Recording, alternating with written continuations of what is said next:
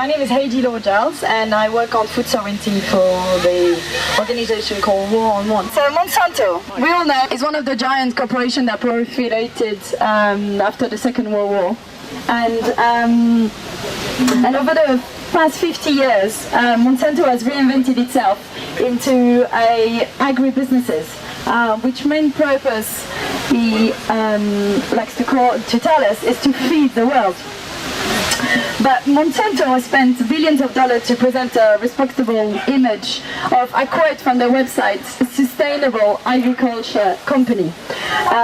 It could be laughable if the impact on our health, on our environment, on our freedom was not so serious. And Monsanto is not an agricultural company, it is a chemical company. It's not interested in our well-being, it's interested in increasing its profits. And it doesn't hesitate to treat us as laboratory labs at pouring billions of dollars in marketing, in lobbying governments to get to pass the law that they want, etc. It is currently, you might recall the Agent Orange. Do you recall the Agent Orange? Yeah, so that's a nice product from the love of War on, and it was heavily used by US military during the Vietnamese Wars, and we all know the serious effects it has had, from birth defects to cancer to tumor to rashes, you name it. And earlier, Monsanto had played a crucial role in developing the first nuclear bombs. Don't know if you know about this. Did you know this? And some other kind of nice product that we got from Monsanto, which I thought I was going to share with you. Saccharin, that electrically replaces sugar. PCB, that is used in electronics. Dioxin, that is considered among the most toxic chemical known to science. And most of these products, I don't need to tell you, has been proven to cause, at best, disruption to our hormone system,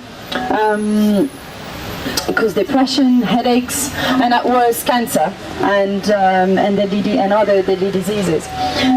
So Monsanto is now part of the world's top 10 agrochemicals company, and it's currently looking at merging with Syngenta to become the very first agrochemical company. It has managed to secure the top place among the top seed companies.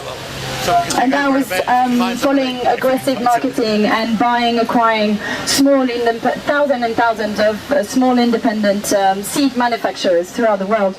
And of course, Monsanto, I don't need to tell you, is the creator of the genetically modified seeds. Now, rather than expanding on GM, which will be covered at length by other speakers, I thought I will tell you a bit more about how corporations like Monsanto are asserting their power on seeds in general, beyond GM, and how they control what we eat and what is being produced.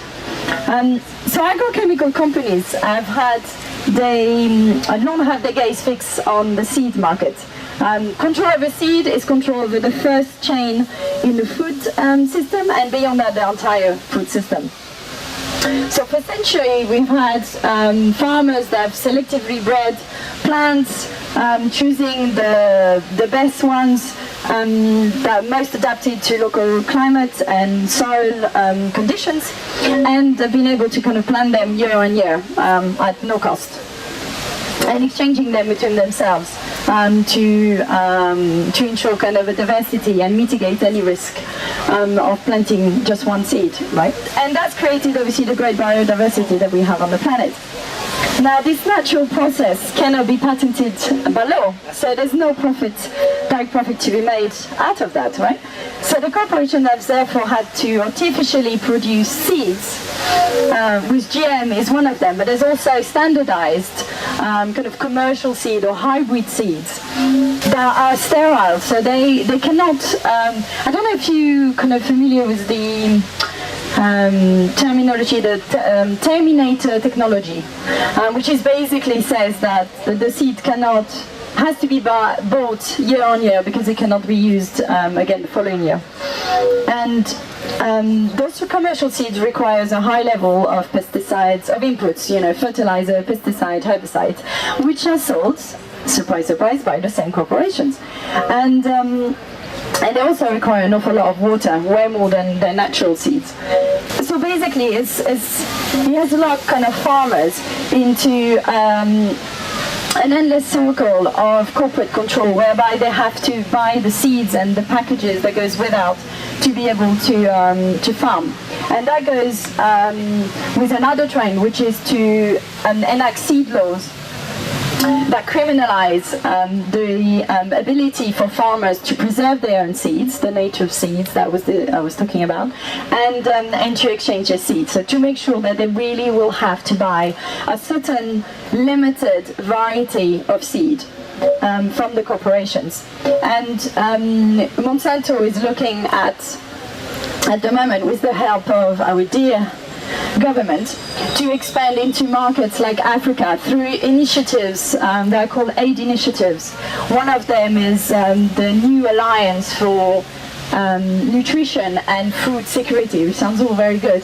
But in fact, the UK government, with other kind of international, through the World Bank in fact, and other donors, pouring about 600 million of our tax into helping basically corporation in expanding in new markets.